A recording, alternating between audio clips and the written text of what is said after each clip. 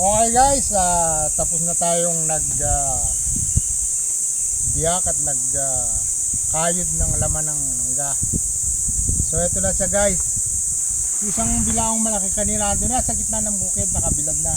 So ito meron tayong bilaong maliliit na puso ngayon na nilalagyan ng mga pansit na take out.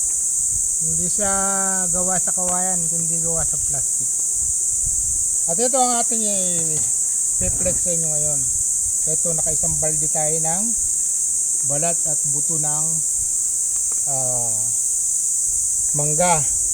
So ang gagawin ko ngayon, ibibigay ko ito sa pato bilang kanilang pagkain.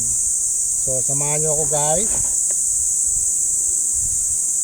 At ipapakain ito sa pato.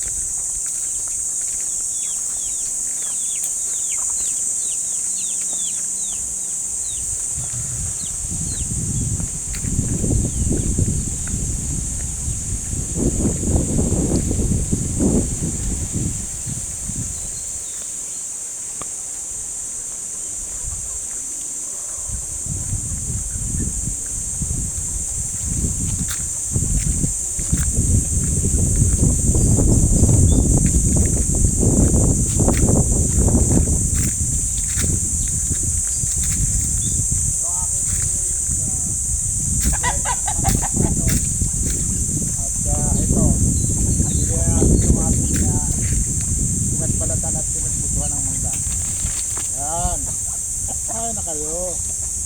Yan. DJ. Yan ang kanilang pagkain yun. Hindi ko kayo bibigyan ng ibang pagkain. Yan lang. Kaya pagtsagaan nyo yung mangga. Buti pa kayo pinagtsagaan nyo lang mangga. Kain na. Matako talaga itong apati ng pan. Yan guys. Ang end ng ating pagpaprocess ng ating mangga. Balik na tayo sa ating lugar. Thank you for watching guys.